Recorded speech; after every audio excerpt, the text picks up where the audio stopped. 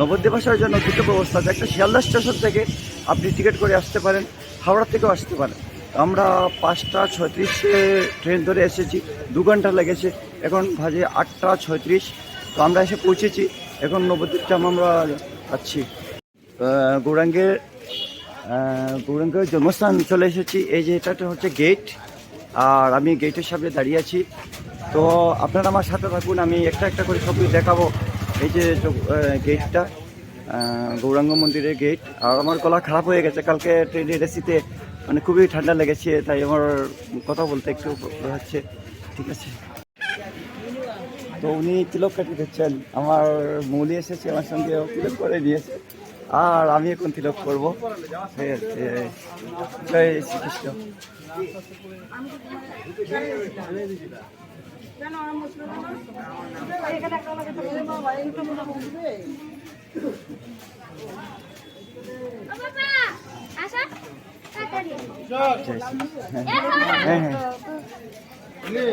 ভিতরে প্রবেশ করছি, আপনারা সাথে থাকবেন।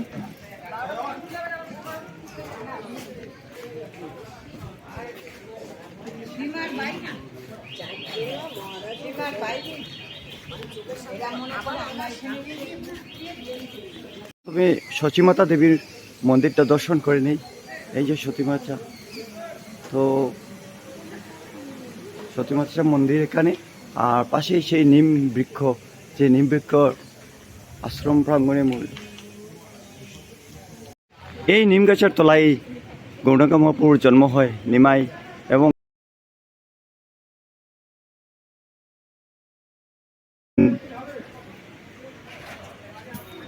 এই নিম গাছটি আজ অবধি আছে, দেখেন কীরকম বড় হয়ে আছে।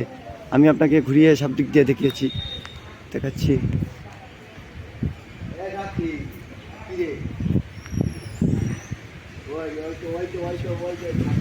ওই যে নিম গাছটা,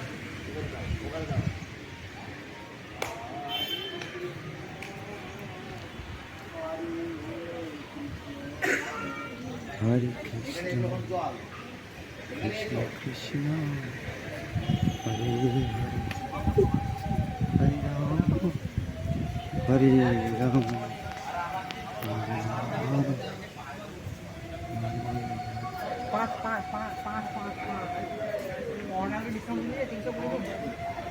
এই সেই নিম গাছটা, বিশাল নিম গাছ।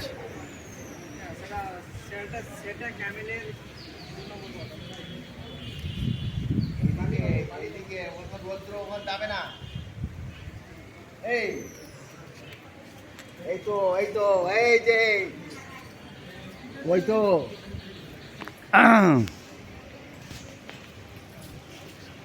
নিম গাছগুলো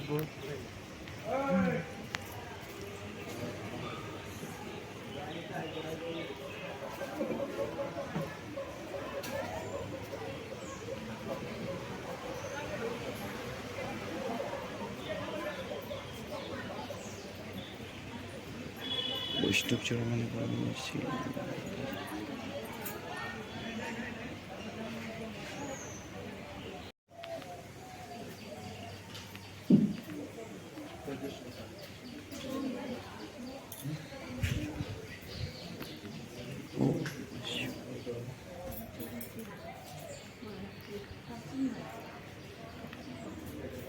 গণেশ মন্দির,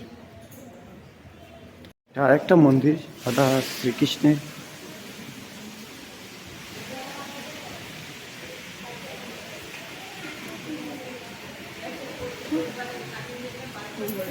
এটা নিতাইয়ের বাড়ি।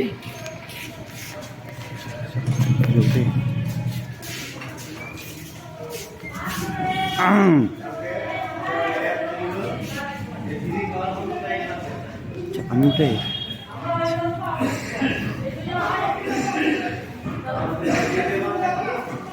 গৌরাঙ্গ মহাপ্রভুর ভাই ছিলেন নিতাই, তো এটা নিতাই মন্দির, নিতাইয়ের বাড়ি।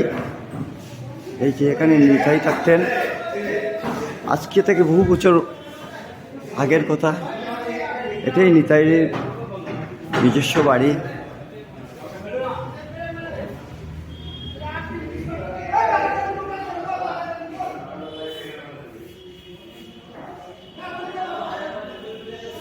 এই যে মণ্ডপটি এখনো আছে, জয় নিতাই, জয় নিতাইয়ের মন্দির।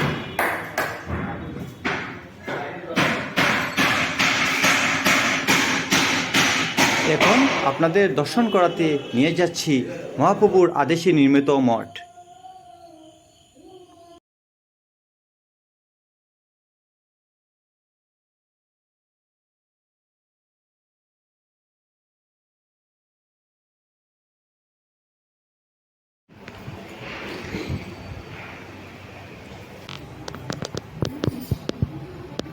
চলো আমি যাই দিদি।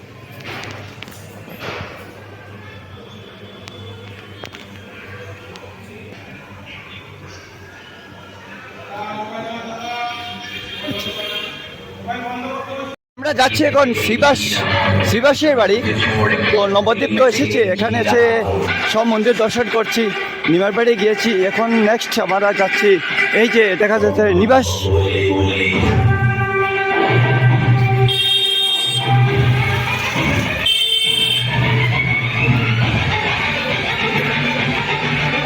শ্রীবাস সঙ্গন মন্দির, শ্রী চৈতন্য মহাপ্রভু নিত্যানন্দ গদাধর অদ্বৈত।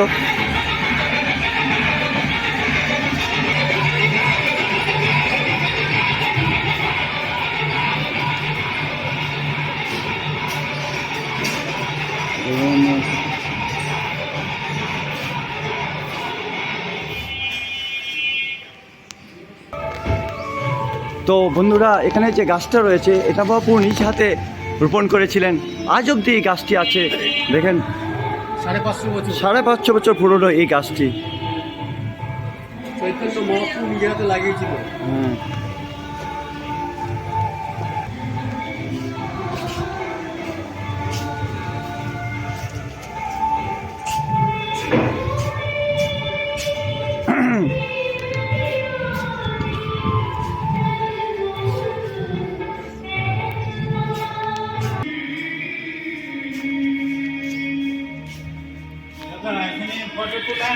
নিষেধ, উঠাবো না।